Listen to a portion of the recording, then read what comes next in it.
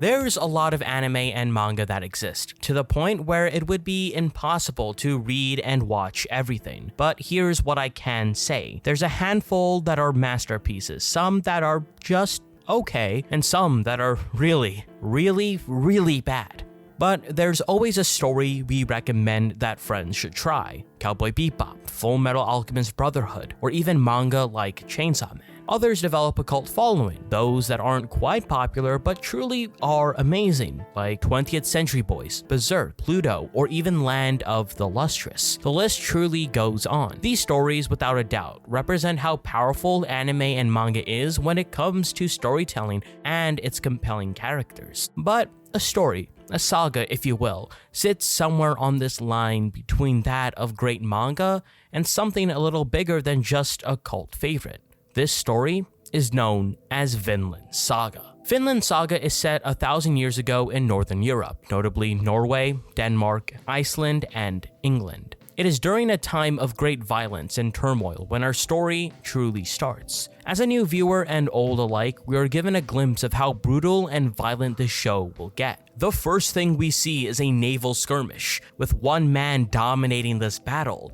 but this soldier isn't just a man, he's a warrior known as Thor's the Troll. He slices through all his opponents, but he soon abandons this battlefield to live a simple life, a peaceful one with his family in a faraway land known as Iceland. That decision, so small, has these unintended consequences that would affect him, disrupt the very family this man wanted so badly. There's always been a series of questions that stuck to me every time I revisit Vinland Saga. What made people love this so much? What was so special about it? And most importantly, how did it become so big? In order to understand why I'm asking these questions to myself, let's go back in time to 1999.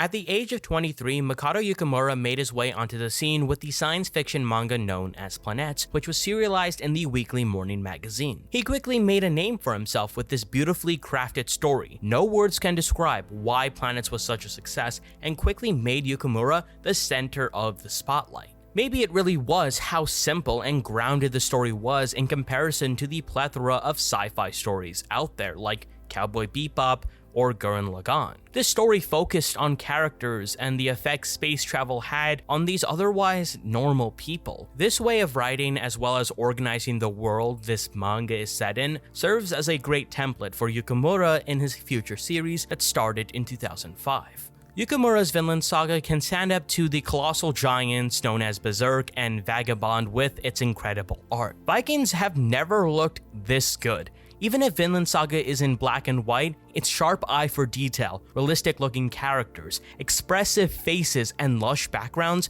make for a serious visual treat. The first arc of Vinland Saga is centered around two main characters, Thorfinn and Askeladd. Somehow these characters, despite being so different from one another, are complementary to one another.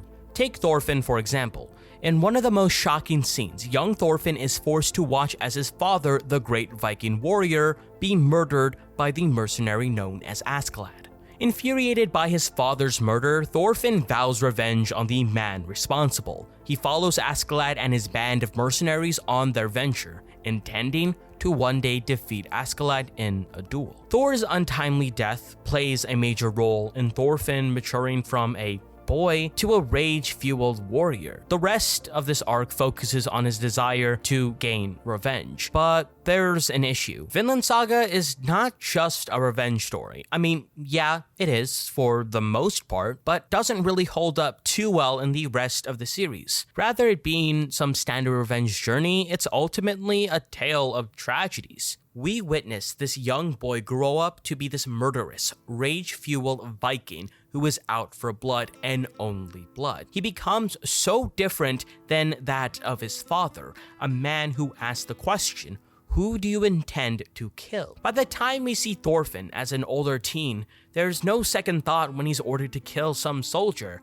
but in contrast to his father, he knocks them out, leaving a slight bruise, but never kills. The true beauty in Vinland lies in these small details of seemingly basic characters. Although for sure there are wonderful animated action scenes that make us want to watch every episode again and again, but with every death blow we see, Vinland Saga makes sure to really explore those actions, whether it be violence against another, love for another, as well as the relationship between a father and their child. It is through the ambiguity and dilemma of the characters that Vinland truly shines, and in contrast to our beloved little ball of rage, we have Askeladd, a great foil to Thorphin and many other characters. Askeladd is a man who will do whatever it takes to achieve his goals. He is snarky, but clever, and undoubtedly one of my most favorite characters of all time. Every choice he makes, whether it be a fight or how to deal with Thorphin, leaves the viewer with a long-lasting impression. I don't want to give away every small action Askeladd makes. My words will for sure dilute the power of this character and all work that Yukimura dedicated so much time to. But here's what I will say, is that David Wald, the English voice actor, and Nayo Uchida, the Japanese voice actor, does such a great job representing this simple, wonderful character. Every line that is said is impactful. And since the anime is now on Netflix, you can watch it all over again, including the English dub, which was pretty good. And I know that some people don't like English dub for some reason. Anyway, without a doubt, the story in Vinland Saga is heavily grounded and very mature. It takes time to build its characters and moments, and when the payoff finally comes, man, is it worth it. None of the characters in Vinland are just badass or cool. There's always a level of depth underneath that skin. But the one thing that lies underneath is what truly makes Vinland a series worth watching or even reading. It explores deeply flawed characters in a deeply flawed world, a world of hate and war, but also one of love and peace. The first thing we see in the first episode is just a battle, which is really only a part of a larger war. Essentially, the life of a Viking is centered around the idea of fighting, the glory that comes with it. However, when we watch Vinland Saga, it's centered around the cruelty of it, exploring the brutal actions of all these characters. It is because of the Vikings' ruthlessness that we come to realize how terrifying war truly is. From watching how Thorfinn adapts himself into this killing environment to how innocent villagers are massacred in the name of a king, we can only describe war as nothing other but brutal, and yet we don't seem to condemn it. The whole reason why this anime is so captivating and special is because of war. Vinland Saga tries to portray war in the most realistic way possible, so realistic that we can make connections to the actual world. This image of war that is shown to us is sad and compassionate. The innocent are murdered and the warriors are just slaves to war. In contrast to this sinister world, there's also a sense of calmness, a sense of peace. In Vinland Saga, the notion of peace is seen in so many ways, whether it be an idea or a piece of land.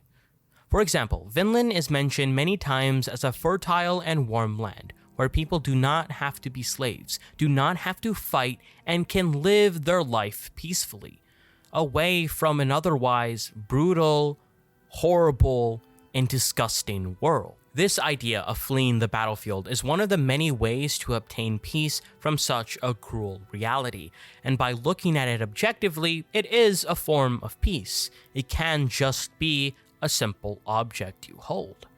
To explore this further, let's take a look at the character of Canute.